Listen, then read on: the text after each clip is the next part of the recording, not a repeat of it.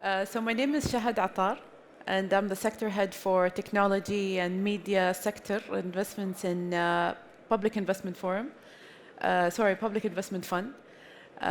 We invest in growth stage companies, and we also monitor quite a growing portfolio of companies in this field. My name is Guang Yang. I come from traditional finance background.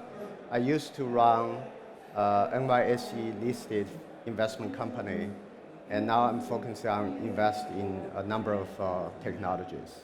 And my name is Nyatta. I've been a long-time investor in tech, including AI, at SoftBank originally, and now with my own firm called Bicycle Capital that invests in Latin America.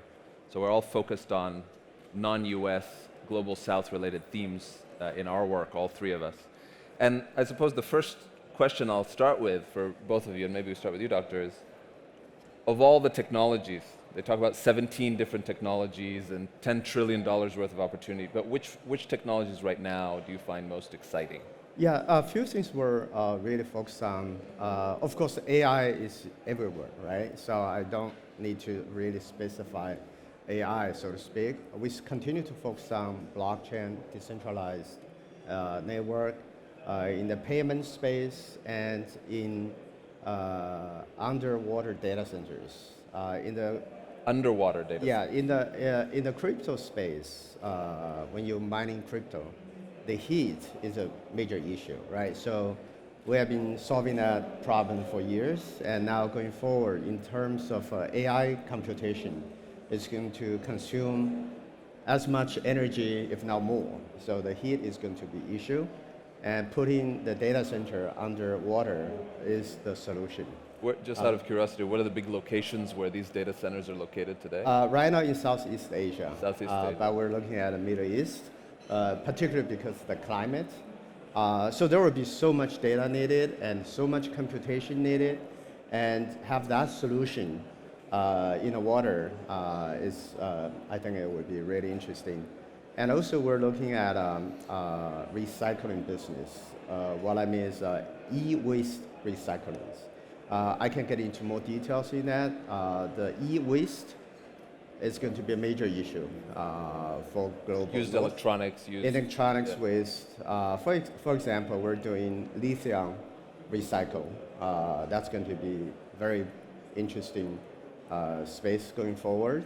And also I think in terms of green energy, particularly solar, is going to be very critical for global South. Shahad, what technologies get you I echo Dr. Guang, and AI is the most exciting word today. And if you look across that value chain of artificial intelligence, also when we come to digital infrastructure, a lot what we do in investing in compute and connectivity is exciting. I think also quantum is the next thing, but it still has more time. And also, of course, with the increasing usage of power to enable all this AI computation, we're very excited about renewables and solar energy and all kinds of lower and cleaner sources of energy. And let's stay with you, Shahad. So from the PIF perspective, as you think about this broad array of things, how is the PIF thinking about how to implement these technologies, how to support them, how to create policies around them, whether it's KSA or globally? Yeah. So obviously, PIF is quite big. Yeah. So I'll speak for our MENA division that invests in Saudi Arabia and North Africa. We've prioritized 13 sectors. One of them is technology. And I think that we're very excited about how do we promote digital transformation by creating a conducive environment for technology adoption. I think talent is also very important. So a lot of the policies today to enable women and to be more diverse is because we really want and need to find the best talent out there. When it comes to also other policies to attract more investments and making a more attractive investment environment, incentives are very important, but they're not the only thing. The availability of capital in Saudi Arabia, the availability of land, availability of regulations that are flexible.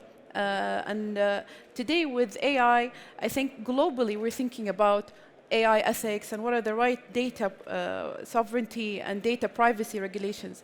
So I think by contributing to that through many initiatives, we try to get to a better understanding. And you talk about MENA generally, but are there specific countries that stand out as you think about advanced technologies? Absolutely. Within the region, Egypt has always been a great source of talent.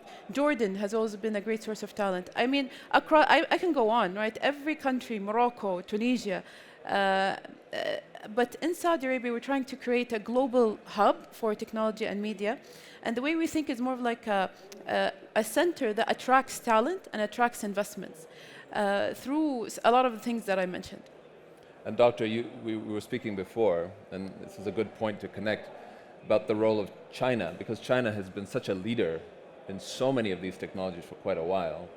But now there's an opportunity to build bridges with other countries that are thinking similarly about these technologies. So could you talk a bit about the opportunity from the China point of view to connect with Saudi and other markets in the global south to build something new? Yes. So the title of this panel is, what happens to the, global south tech space. I think in terms of one of the biggest opportunities will be countries in global south to collaborate among themselves. In particular, China and the Kingdom. And China's GDP is almost as big as the rest of entire global south combined. Apparently, the collaboration so far hasn't been enough. I mean, just look at this conference. I would expect a lot more Chinese companies representing here. So there's still a lot more work we need to do to bring Chinese company here in the kingdom. In particular, in the current geopolitical climate, Chinese private companies, they need to build their global operation outside of China. And historically, they would choose America. That would be an easy option. But today, that's not easy anymore. So that opens up this amazing opportunity. And Europe isn't easy either. Because US and Europe will be together, right? So that would really create this very unique opportunity for the kingdom to be the bridge connecting East and West to attract some of those Chinese companies here. So the Chinese company would be, the criteria would be, they absolutely need to be a leader in the global marketplace. They have to have a cost-based advantage. They have to have proven market share already. And I think that collaboration can happen and can happen very quickly. So let's talk about this more. When you talk about collaboration, say between China and KSA on advanced technologies, it's a pretty interesting idea. What would that look like? And maybe Shahad, I'll start with you. If you were to envision something real between the two countries that positions KSA at the forefront of some of these technologies that China is already a leader in, what would you do? Yeah. I think we have many examples, and I'll choose one that's in technology that's a successful example so far. PIF invested in a joint venture with a leading AI company, SenseTime. And it's a win-win situation. It's a Chinese company, right? It's a Chinese company. This is facial recognition, in case you don't know SenseTime, probably the most advanced AI for facial recognition company in the world. Absolutely. And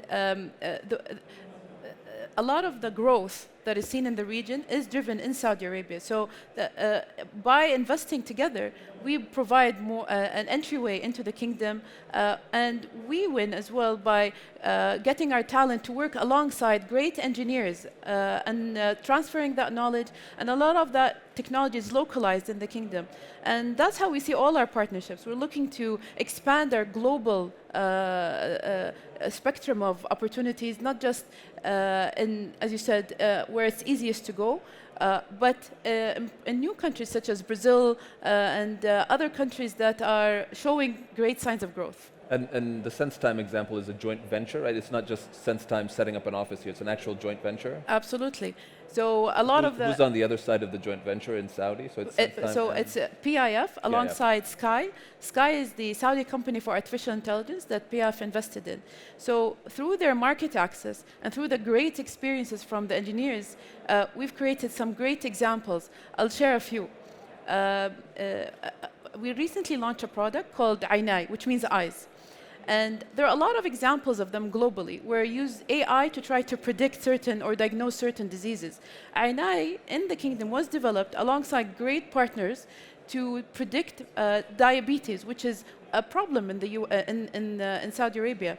It's not commercialized yet because it needs time for clinical trials, but this is one way how we're improving lives.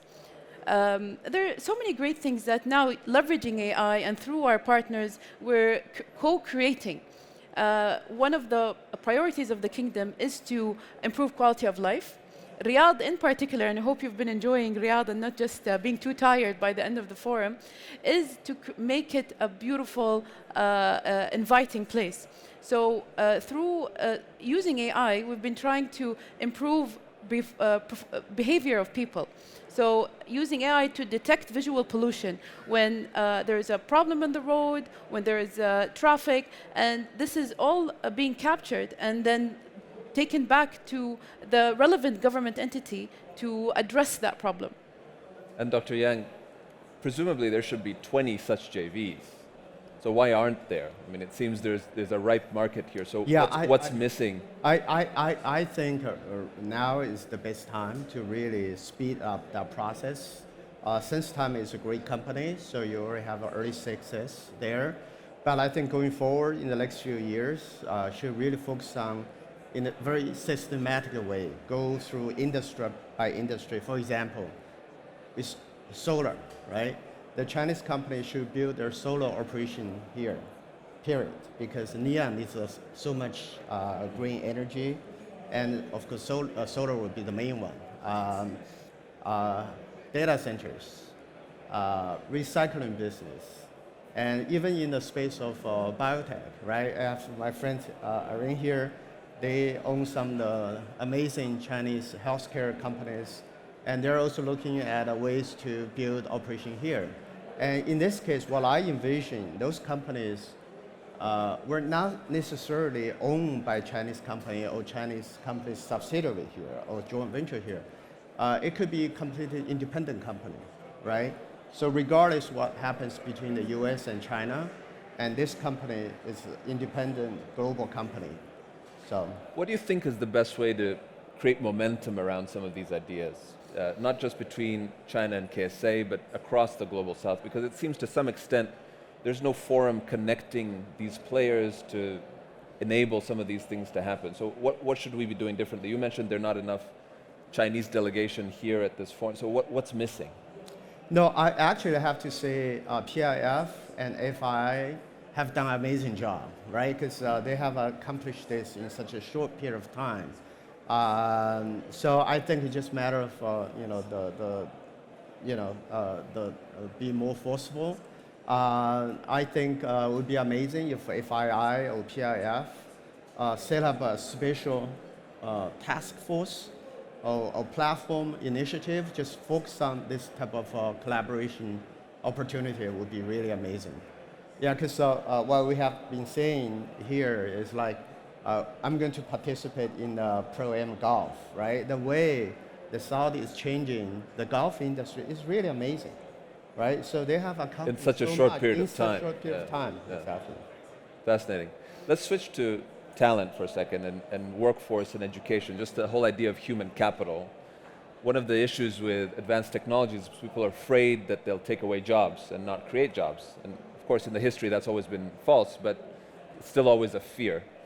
So as you think about education, I'll start with you, Shahad, in the kingdom, how do you build young people who are able to work in this new world with all these technologies instead of being threatened by them? What needs to change? Yeah, I agree with you, and I was going to piggyback on what Dr. Guang said. How can we force or foster more partnerships with China? Talent is one of them. Talent is truly the biggest bottleneck for the growth of our sector. And this task force, one of the things they can work on is how can we do cross-country training programs there where Saudis can go and learn in China and learn from great Chinese scientists and engineers, and the other way around. becoming more familiar with the culture here helps foster these types of partnerships.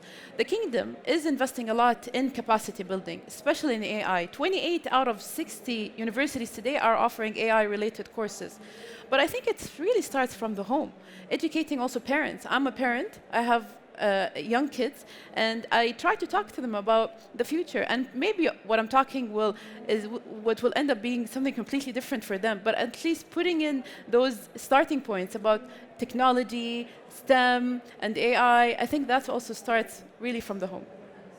And from your point of view, Yeah, you have a unique perspective. You're in the US, but you also really know China. So how do you think about these technologies as threat or opportunity? How do we educate young people? Yeah, education is everything, right? But what kind of education? How should the curriculum change? For example, like you mentioned since time, I went to the founder in college together, and then he was educated at MIT before he went back to Hong Kong. So that one person can change and can create something really amazing, right? So it's all about the education. The Saudi has done an amazing job. Like Carl's president really focused on technology education here.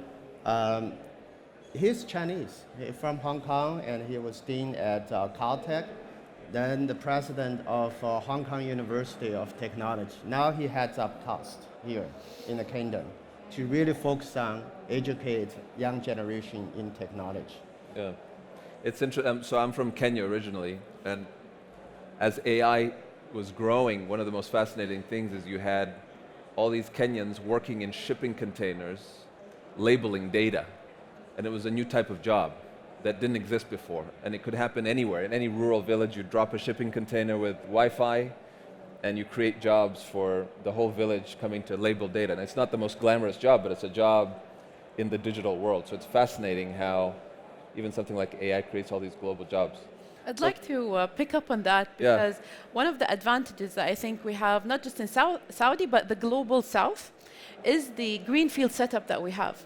The lack of legacy systems fosters that space for innovative ideas and solutions.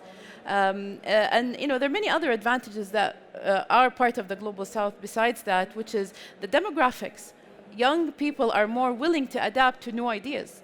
It's not saying that everyone will, but we see that being more flexible with young kids.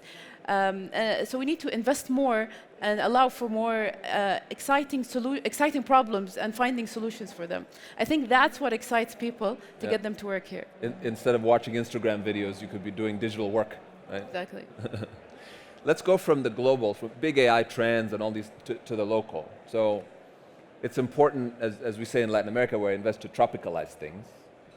And so how do you bring some of these technologies and opportunities and really make them local? And I know in your case, Shahad, this is a big theme for PIF and for JADA and all these initiatives. It's to really localize the world here in KSA.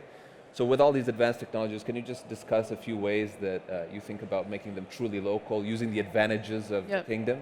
Yeah, thank you, Shu, for that question. I mentioned AI because healthcare is one of the greatest use cases for applying AI, but it also needs to be very localized. You need to leverage data sets that represent the demographics of that country to truly being able to personalize diagnosis and medicine. Another example that we're exploring and we're very excited about is sports. PIF invested in the 4 top clubs in the kingdom.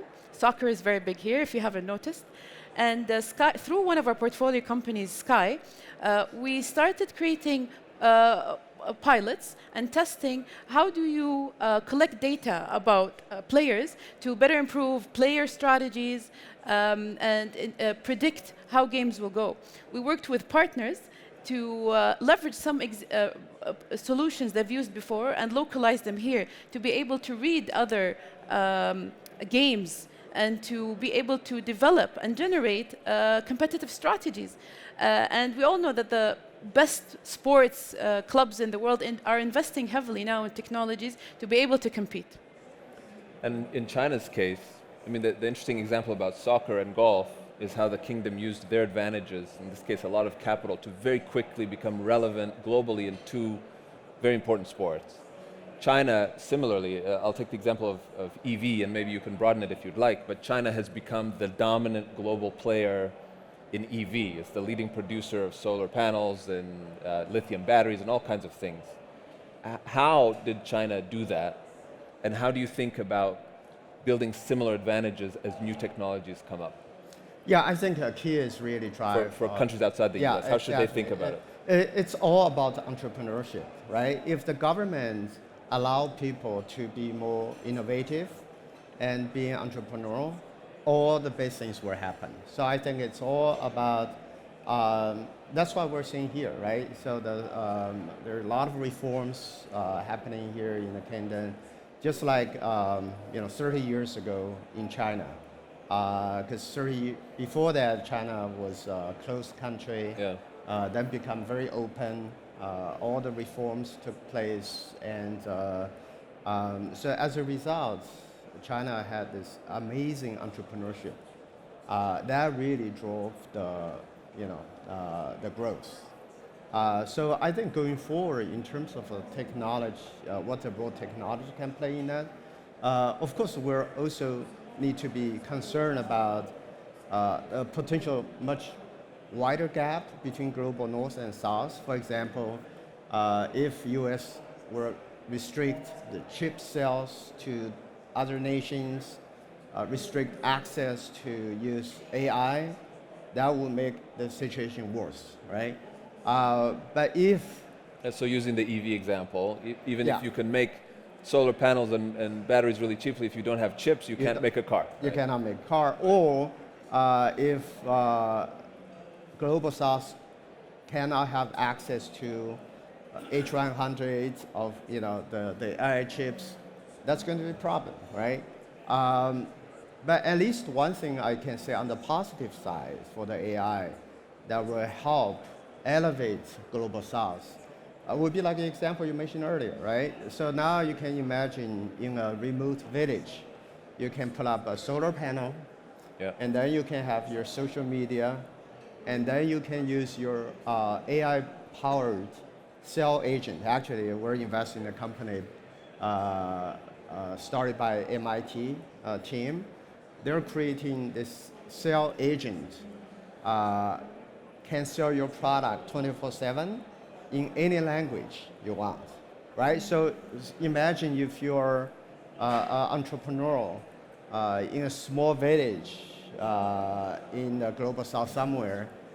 Now you can just sell to the clients or customers in the US and Europe without any barriers, language-wise. You still need logistics. You still need logistics, yes, yeah. At some point, you need the real world. Yeah. And to close, perhaps, on a positive note, what gives you optimism when you think about technology? Because there are a lot of reasons to be worried, right?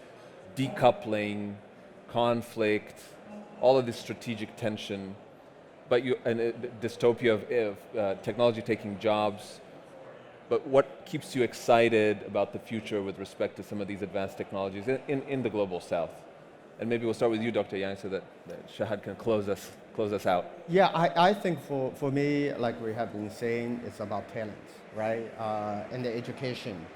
And the leaders need to be visionary, and then just let people be entrepreneur themselves.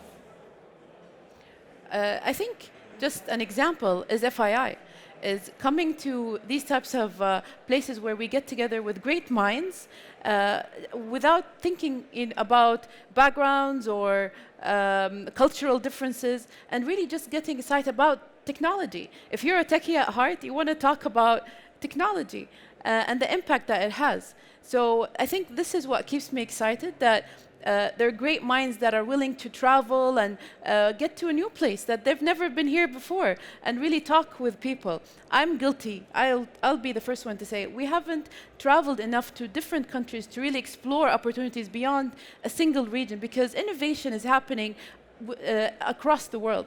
And back to the Global South, we need to be exploring these areas more, and we need to be inviting them here more. This is what keeps me excited. Excellent. Great note to end on. Thank you. Thank you so much for listening. Thank you.